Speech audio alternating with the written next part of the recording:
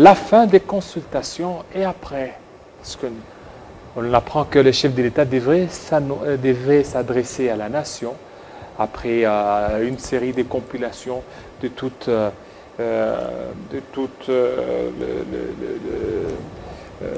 ce que les gens ont pu déposer. Pour en parler, Goueka Sandji, bienvenue. Merci. Le chef de l'État vous a reçu, Félix-Antoine Tshisekedi Tshilombo. Vous êtes allé à l'encontre de la décision du FCC. Bien, vous savez que je suis un cadre discipliné de notre force politique, donc du FCC. Je ne suis pas un indiscipliné. Et vous êtes allé là avec quelle bénédiction? La bénédiction de la hiérarchie? Bien, je crois que j'avais tout dit. Lorsque j'étais arrivé au Palais de la Nation, avant même que les chefs de l'État nous reçoivent, j'avais fait un tweet. Après, je me suis également prononcé, donc j'avais tout dit. Mais oui, mais vous aviez dit, mais il y a d'autres qui sont allés là-bas. On a ouvert une action disciplinaire à leur rencontre. Mais vous, quand vous êtes allés, on n'a pas vu une forte réaction de la part du PPRD, aussi de la part du FCC. Il y a vous, il y a aussi Denis Kambaye. C'est quoi, 2 poids, 2 mesures? Ben, je ne pense pas qu'il est utile pour moi d'entrer dans une sorte de polémique ou que sais-je encore là-dessus. Je sais tout simplement que nous sommes tous égaux. Il n'y a pas de différence entre militants, mais tout dépend du comportement, des comportements des uns et des autres. Hier, dans la matinée, on a lu sur des réseaux sociaux un communiqué sur lequel le FCC se préparait pour aller être consulté par le chef de l'État. Tout d'un coup, il y a eu une réunion. Après la réunion, le FCC dit que non, nous n'allons pas aller. Mais nous sommes ouverts au dialogue. Pourquoi ces rétropédalages? Il y a eu, bien sûr, une invitation. Et quand on vous invite, vous devez analyser les tenants et les aboutissants. C'est là qu'on a découvert certaines choses qui ne devaient pas permettre à notre famille politique d'y aller. Lesquelles? Bien, il faut situer, nous sommes en coalition. Quand nous sommes en coalition, nous nous sommes entendus pour y aller. Nous, FCC, nous disposons de la majorité parlementaire. La population, le peuple, en élisant aux élections de 2018, avait élu le président de la République, qui est de l'UDPS, présentement d'une force politique appelée CACH. Et le peuple a donné la majorité au FCC, au regroupement politique membre du FCC. Et donc, nous nous sommes retrouvés là et nous avions décidé d'y aller sous forme de la coalition. Alors, normalement, il fallait y aller par la cohabitation. Donc, il dirige le pays et nous dirigeons le gouvernement à 100%. Mais alors, pour éviter, compte tenu du passé, parce que ce pays a toute une histoire. Donc, il y a eu la cohabitation en 1960 et compte tenu de ce qui s'est passé et pour la stabilité de nos institutions, la paix dans notre pays, les deux chefs, les autorités morales, disons, se sont retrouvés pour dire allons-y par la coalition. Donc, et maintenant, s'il y a des choses où, au regard des objectifs de l'Union sacrée, et donc, on ne sait pas de quelle manière cela va, quelles sont les pensées autour de cette affaire. C'est comme ça que le FCC s'est décidé, s'est dit qu'il faut d'abord qu'on négocie directement. Comment vous allez négocier? Parce que le chef de l'État a clôturé ses consultations. On peut se retrouver à tout moment. Donc, on n'a pas dit qu'il vous tenez à la coalition alors que déjà de l'autre côté, on vous conjugue au passé. Bien, vous savez, chacun de nous peut dire ce qu'il pense. Donc, ce qu'il a envie de dire. Mais nous avons l'arbitre. L'arbitre, c'est la constitution de notre pays, que dit la Constitution, quels sont les mécanismes pour mettre en œuvre ce qu'on pense faire, ou les déclarations que nous entendons tapageuses. Des déclarations sur lesquelles il n'y aura pas de cohabitation, il n'y aura pas de coalition dans ce pays. C'est plus simple de le dire, hein, de déclarer ça. Mais alors, quels sont les mécanismes pour y parvenir, pour qu'il n'y ait ni coalition, ni cohabitation? Quels sont les mécanismes qu'on mettra en place pour faire cela, au regard de la Constitution? Parce que nous avons là un Premier ministre, Oui. chef du gouvernement, qui est là par la volonté de la majorité parlementaire. Donc, il a sa majorité au Parlement. Et il ne peut partir que par, hein, s'il y a une motion de censure, une motion qui le fait tomber, ou par démission. Et donc, comment est-ce qu'il n'y aura pas cohabitation? Parce que le Premier ministre est là, hein, du fait de cette majorité-là, qui existe, hein, qui démontre qu'elle est là. Et donc, maintenant, si la coalition ne les plaît pas, alors on y va par la cohabitation. Mais s'il n'y a ni coalition ni cohabitation, on va vers quelle formule? Et maintenant, c'est qu'ils sont en train de faire une reconfiguration de la majorité parlementaire. Ils sont en train de mener certaines démarches pour cette reconfiguration. Bien, mais parce qu'elle existe, hein, il n'y a pas une motion. La majorité parlementaire existe, elle est là. Le gouvernement est en fonction, le Premier ministre Mais est pour là. eux, ils disent que cette majorité, jusque-là, il faut qu'il y ait un informateur. Il n'y a jamais eu d'informateur pour dégager cette majorité. L'informateur, c'est pourquoi? L'informateur, c'est pour identifier la majorité. Et la majorité s'est identifiée, s'est exprimée. Nous venons de voter... le FCC, pour eux, le FCC, c'est une plateforme électorale, ce n'est pas un regroupement. Alors, ils veulent assez que certainement que ça soit identifié telle majorité et non pas FCC ou bien et non pas cash. Et l'union sacrée qu'on veut créer, c'est quoi? Si on doute du FCC, parce que le FCC est là, ce sont les regroupements politiques membres du FCC qui constituent la majorité parlementaire. Et cette majorité parlementaire a prouvé qu'elle existe par le vote récent du budget. On a voté le budget, la loi, donc la reddition des comptes, etc. Donc, ça veut dire qu'il y a une majorité qui est là. Elle s'est exprimée également par une contre-pétition, hein, pour soutenir son bureau. Et le bureau est là. Et donc, quand la majorité est là, vous recherchez quoi encore? Vous allez rechercher quoi? Parce que la majorité là, donc le Premier ministre, c'est lui le chef de la majorité parlementaire. Et le Premier ministre est là. Vous n'avez pas entendu qu'il y a eu une motion contre le Premier ministre. Il n'y a même pas eu une crise entre l'Assemblée nationale et le Premier ministre. Et donc, on va rechercher quoi? Alors, comment comptez-vous évoluer dans cette situation un peu de méfiance entre le président et les premiers ministres? Vous tenez beaucoup plus à la coalition, mais vos partenaires, ce n'est pas le cas. Mais vous savez, cher ami, il y a... C'est le pays, c'est la RDC. Il y a toute une histoire, comme je venais de vous le dire.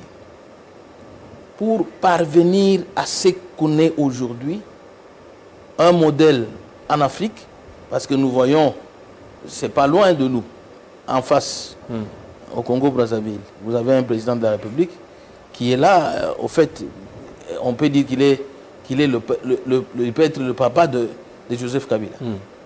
Il l'a trouvé en fonction, il est parti pour respecter la Constitution et ça soit toujours là.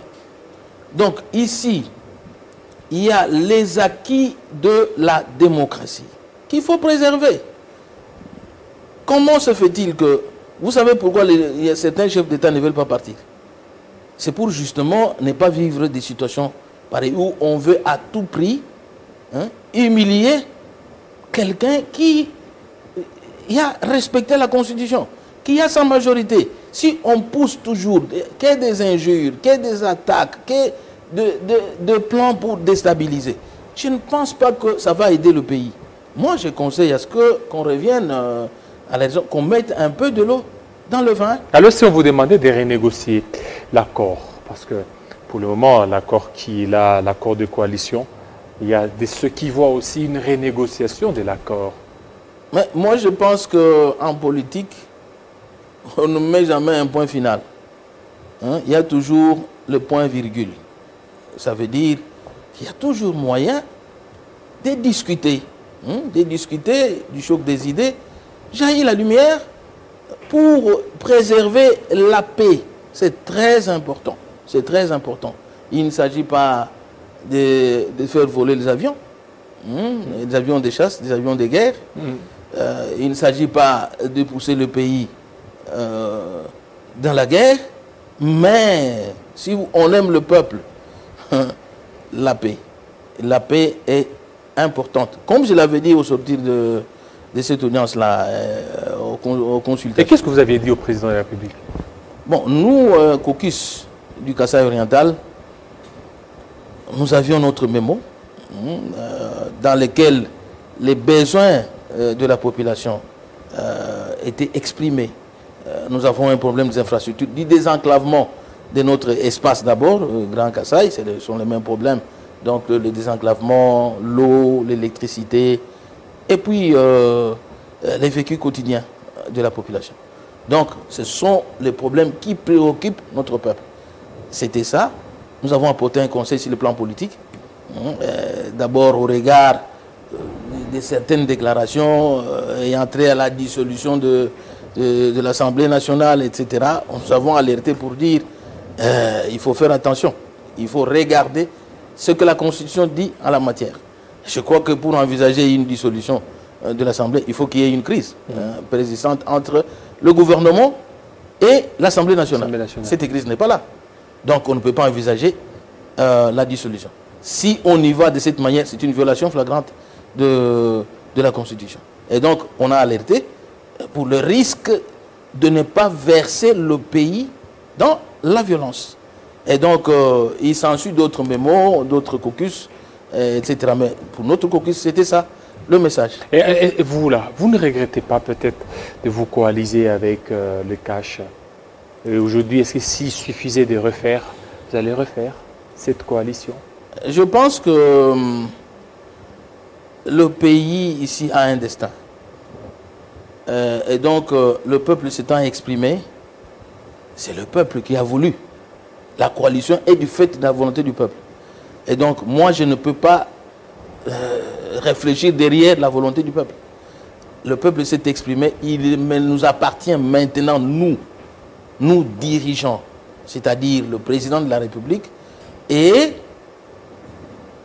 l'Assemblée nationale, le Premier ministre, son gouvernement, les autorités du Parlement. Il nous appartient de considérer le peuple, l'intérêt supérieur du souverain primaire. Nous avons assez de problèmes dans ce pays. Si vous voyez cette guerre, je peux dire fabriquée, cette crise entre guillemets fabriquée, est-ce que ce sont les intérêts de la population? Non, à la base de ceci, c'est quoi? La Cour constitutionnelle. La CENI. La CENI. C'est en fonction de quoi? 2023. De 2023. Mais où sont les intérêts de la population?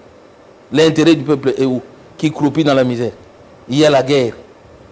Nous n'avons pas d'infrastructure. Nous sommes les seuls pays où, quand vous quittez l'Angola, vous entrez en RDC, vous quittez d'une route asphaltée vers une route inexistante. Vous quittez la Zambie, donc l'Afrique du Sud. Vous entrez en RDC à partir de la Zambie, une bonne route en RDC, pour arriver chez nous, Kasaï là-bas, c'est de la mer à boire. Et donc, c'est ça qui devrait intéresser le peuple. Mais les élections, c'est en 2023. Nous avons encore 3 ans à parcourir. On commence à créer des crises autour de 2023. Je me demande, je crois que j'interpelle tout le monde pour qu'on mette le peuple en avant-plan. Et qu'on évite de plonger le pays dans une sorte de violence où on ne connaît pas l'issue, la finalité. Et vous vous attendez à quoi lors de l'annonce du chef de l'État? Il va certainement se prononcer par rapport aux résultats de toutes les consultations. Vous voulez qu'il rejette tout ce qu'on lui a dit? Vous voulez, qu'est-ce que vous voulez? Vous vous attendez à quoi en tant que... on peut vous appeler partenaire ou ex-partenaire ou ancien partenaire? Vous savez, le premier jour, on a suivi, hein, c'était en direct. Hein, donc, on a suivi les personnalités qui étaient reçues par le chef de l'État. Oui. Et les avis étaient partagés. Et il y en a qui lui ont dit de rencontrer l'ancien président, l'ex-président Joseph Kabila, de discuter ensemble. Par exemple, l'honorable Olengangoy, il lui a dit. Et les autres disent, bon, il faut dissoudre. Les autres disent, il faut... Bon, les avis sont partagés. Je ne pense pas que le chef de l'État, en initiant les consultations, avait déjà sa décision. Non, je ne pense pas que c'est cela.